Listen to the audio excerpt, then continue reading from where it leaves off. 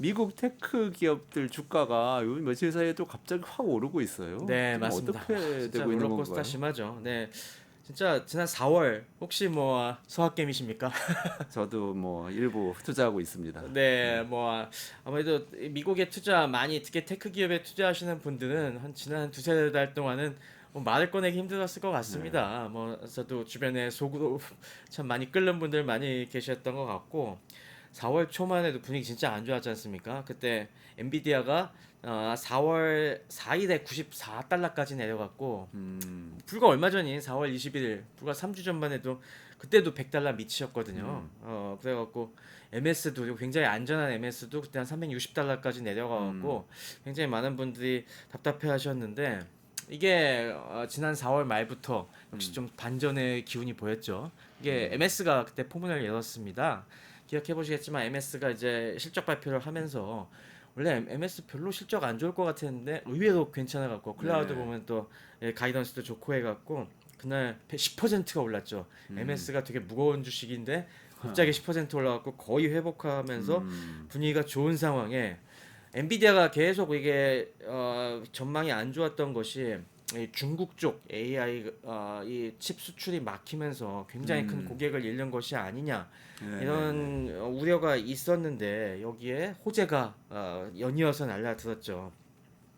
일단 뭐 사실 AI 칩 수출 규제가 사실 네, 뭐 바이든 정부도 만만치 않았다고 네, 네, 제가 네, 네. 봤었지 않습니까? 이미 1월 달에 기억하시겠지만 바이든이 전 세계 국가들을 세 개 그룹으로 나눠 갖고 음, 이제 중국과 같은 이런 하위 티어에게는 그런 걸 네, 수출을 광범위하게 규제하겠다라는 거 했고 그때부터 굉장히 불안해했었는데 음, 아니 이번에 이 트럼프가 굉장히 전향적인 조치를 냈어요. 그래갖고 이번에 5월 13일에 미 상무부 산업안보국이 이 규제를 철폐하겠다.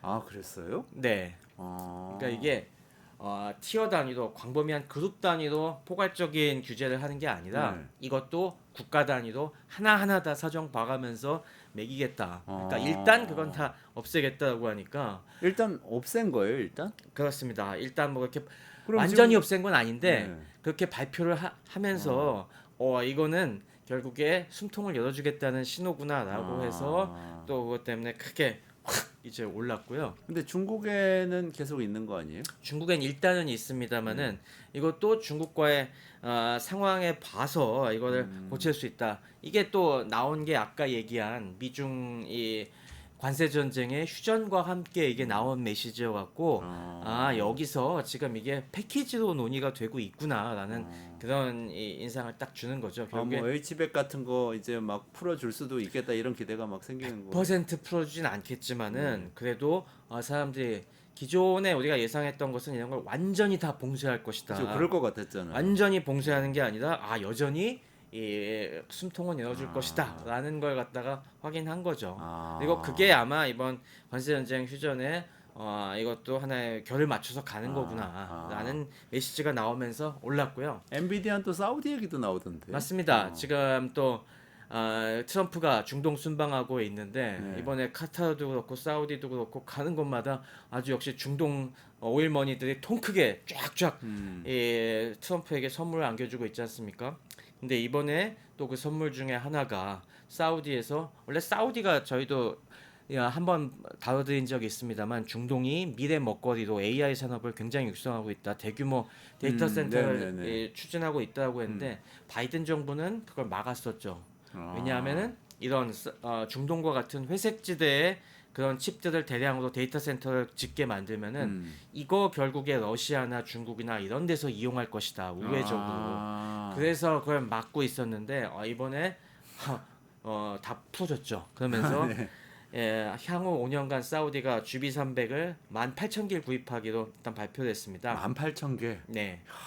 일단 뭐, 하나가 보통 한 지금 4만 달러 정도 예상을 하고 있으니까 한 어, 5,500만 원 정도 되니까 네, 이게 이것만 해도 7억 2천만 달러 한 1조 원어치 되죠. 네, 근데 이게 딱 보면은 이건 시작일 뿐이다라는 겁니다. 네, 이렇게 풀어주기 시작하면은 당연히 사우디나 지금 사우디 말고도 아랍에미레이트나 여러 국가에서 음, 이걸 줄줄이 돈 싸들고 대기하고 있거든요. 네, 그러니까 이제 향후로 이걸 1조 원 사우디 1조 원 시작했으니까 한 몇 조 원어치는 중동에 음, 지금 나가겠다라고 하니 이 정도면 이 중국에서 조금 감소되더라도 충분히 만회할 수 있다는 아. 이런 지금 판단에 네. 주식시장이 또 들썩들썩 올랐죠. 야, 그러니까 일단은 이렇게 AI 칩 시장을 좀 풀어주면 물론 뭐 엔비디아 말고 다른 기업들도 설계하고 만드는 거 할 수는 있지만 지금으로서는 엔비디아 거 먼저 사고 딴 데로 가는 거 아니에요? 이 맞습니다. 수요자들이?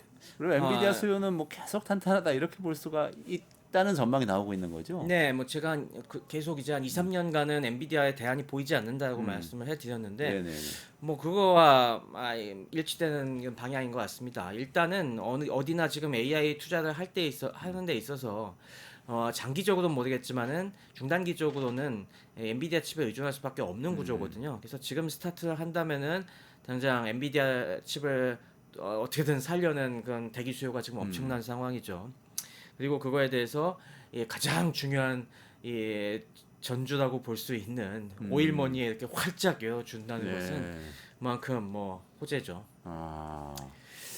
야, 그러니까 이게 지금 트럼프가 중동 가서 하고 있는 일이 대단한 일이 많군요. 어떤 의미에서든 투자자들한테도 대단한 일일 수 있고. 맞습니다. 이게 뭐 양쪽의 이해관계가 딱 맞아떨어진 것이 아까 지금 원래 트럼프가 임기 시작하기 전부터 계속 공언했던 이 업적들이 지금 안 나오고 있잖아요. 네네네. 근데 이걸 참 이 중동에서 잘 공략하고 있는 것 같습니다. 이번에 빈살만이 카타르에서는 뭐 에어포스원을 선물하고 비행기 선물하고 막.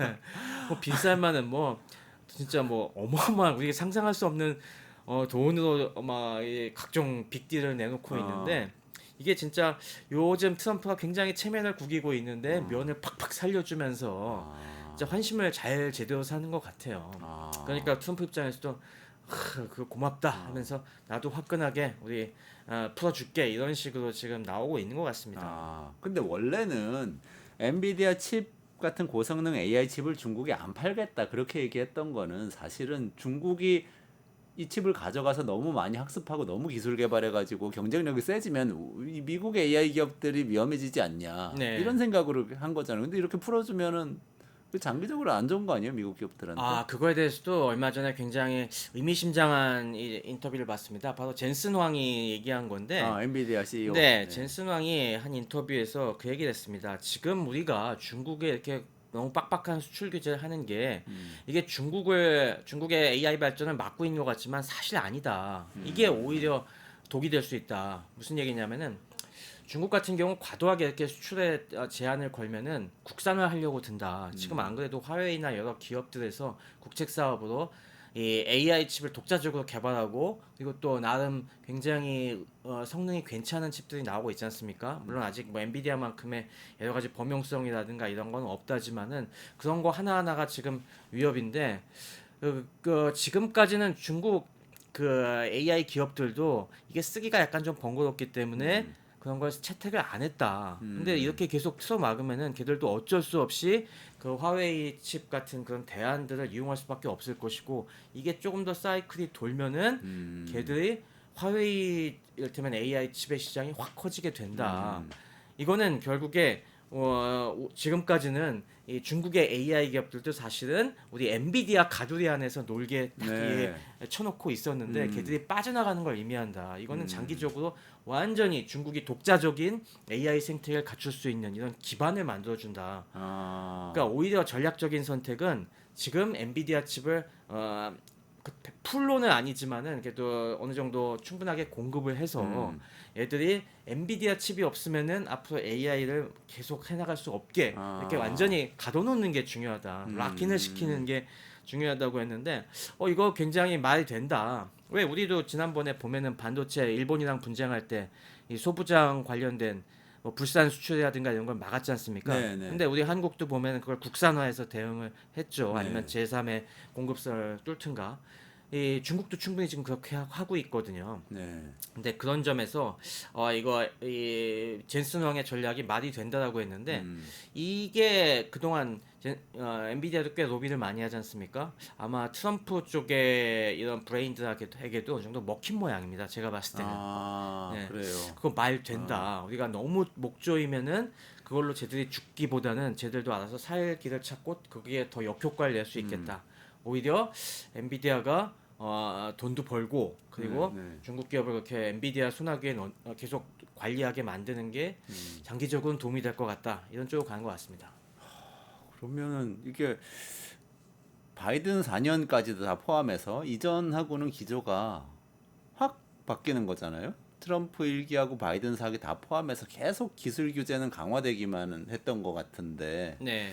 이걸 풀어준다고 그러면은 이게 미국의 일단은 테크 기업들한테 특히 이제 엔비디아 같은 이런 하드웨어 수출하는 기업들한테는 굉장히 또 어떻게 보면 좋은 시그널이 되는 거 아니에요?